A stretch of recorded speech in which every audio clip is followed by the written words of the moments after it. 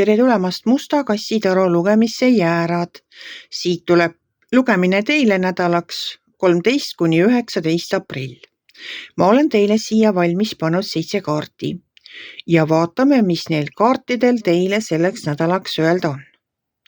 No teie jäärad olete oma töö tegemisega nii ametis, et ma ütleksin, et teil tuleb pidurit tõmmata.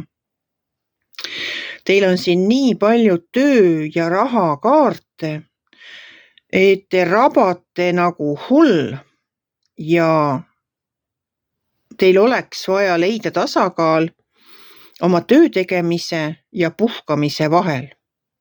Aga hakkame otsast pihta. Siin on kohe esimese kaardina on müntide 9. Müntide 9 on selline kaart, mis räägib ta räägib ka töö tegemisest, aga ta räägib sellest, et te ise olete enda laeva kapten. Teie küürite tekki, teie juhite oma laeva.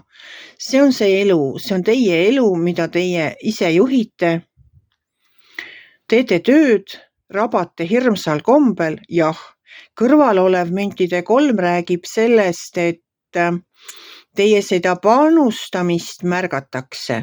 Et te nagu tõesti ma ei taha öelda, et rabate nagu loom, aga te nagu tõsiselt teete palju tööd. Te teete sellel nädala kaardid räägivad sellest, et teete metsikult tööd. Te olete üle pingutanud oma töö tegemisega. Et müntide 3 räägib sellest, et seda töö tegemist või seda teie panust märgatakse. Ma siin küll ei näe nagu otsest preemiat, kuigi selle nädala lugemise viimane kaart on soovide täitumise kaart. Ma pigem loodan, et te soovite puhkust. Sellepärast, et siin müntide 3 kõrval on mõõkade 10 ja mõõkade 10 räägib täielikust läbipõlemisest.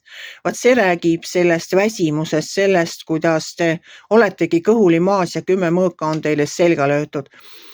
See võib olla nagu te vajate lihtsalt puhkust. Et selline läbipõlemine tulebki liigsest töötamisest, kui te ei suuda leida tasakaalu enda töötamise ja puhkamise vahel ja see tasakaalukaart on see müntide 2. Müntide 2 minu jaoks tähendab valikut. Kõik 2 on valikud ja müntide 2 on valik. Valik selles, kas teha tööd või puhata. Et ma olen mures teie pärast, armsad jäärad, et kui te ei suuda leida tasakaalu selle töötamise vahel, kui te ei oska puhata, siis te lihtsalt põlete läbi. Ja siin alumises reas on ka kohe jälle üks müntide kaart, mis tähendab pühendunud töö tegemist, mis tähendab vilunud töö tegemist. Te armastate seda, mida te teete. Ma ei ütle, et te teete vastu tahtmist oma tööd. Ei, seda kindlasti ma siin ei näe. Aga te olete nagu nii pühendunud sellele töö tegemisele, et võib-olla siis tõesti, et tehke see töö siis ära selle nädala ja puhake nädala lõpus. Leidke see aeg lihtsalt olla, mitte midagi teha, ei kodus koristada ega pesu pesta. Ma ei tea, ei süüa teha perele nii, et kohe jätkuks terveks järgmiseks nädalaks. Võtke aeg, võtke endale üks õhtupoolik või terve päev. Võtke endale üks terve päev ja puhake, lihtsalt puhake. Siis on siin alumises reas veel karikate rüütel. Karikate rüütel tegelikult räägib sellest, et tundke rõõmu teenimisest. Et ilmselt te ikkagi tunnete rõõmu sellest töö tegemisest, tunnete rõõmu oma pere teenimisest, oma lähedaste eest hoolitsemisest, tunnetegi rõõmu nendele söögi tegemisest, võib-olla külla minemisest. Minge külla, see on ka puhkus. Ärge siis seal rabage, minge külla vanavanematele, minge külla lastele, minge külla oma lähedastele, minge külla sõpradele, sõbrannadele, tehke nädalavahetusel üks külla minemine. Aga ärge seal siis ka üle pingutage aitamisega. Ja nagu ma mainisin, siis on siin karikate 9 viimase kaardina selle nädala lugemises, siis karikate 9 minu jaoks on soovide täitumise kaart. Ma ei tea, jäärad, mida teie soovisite. Aga eks nad vaikselt hakkavad täituma, need teie soovid.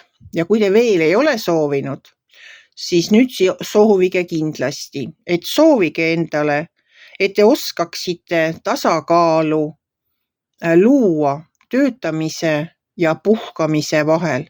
See mõõkade 10 hirmutab mind selles lugemises selles mõttes, et ma mitte sugugi ei soovi, et te üle pingutaksite nii, et teil tervis hakkaks kärisema kusagilt. See mõõkade 10 on selline kaart, mis räägibki sellest, ta räägib läbipõlemisest, ta räägib põhja jõudmisest, ta räägib ka sellest, et teie tervis võib hakata kuskilt otsast logisema, kui te liiga palju ja intensiivselt töötate. Et ei tohi üle pingutada. See on selle nädala sõnum. Ja, te teete tublisti tööd. Teile meeldib see, mis te teete. Te olete ise enda elujuht. Ja ka teised märkavad teie seda usinust ja töö tegemist ja see kõik on väga tore. See kõik on väga tore, ainult et üks väike hoiatus on siin, et proovige leida tasakaal töö tegemise ja puhkamise vahel. Et pärast ei oleks läbipõlemist, et tervis ei kannataks, et te ise oleksite ikka seda tööd tehes jätkuvalt õnnelik, rõõmus ja läheksite rõõmsa meelega hommikul tööle ja tuleksite ka kepsutades sealt õhtul tagasi, mitte väsinult ja mitte loivates, vaid samasuguse kepsutamisega, nii kui hommikul tööle minnes rõõmsa meelega, jõuaksite ka õhtul koju rõõmsa meelega. Et soovin teile tõesti, leidke tasakaal töö tegemise ja puhkamise vahel, armsad jäärad. Tulgu teil väga-väga ilus nädal, ärge palun pingutage tööga üle. Kui teile minu lugemine meeldis, ärge olge kitsi, pange ikka like pöial üles, võite ka kommenteerida. Ma väga ootan teie kommentaare, sest see on ainuke tagasiside, mis mul on. Ja kohtume järgmisel nädalal.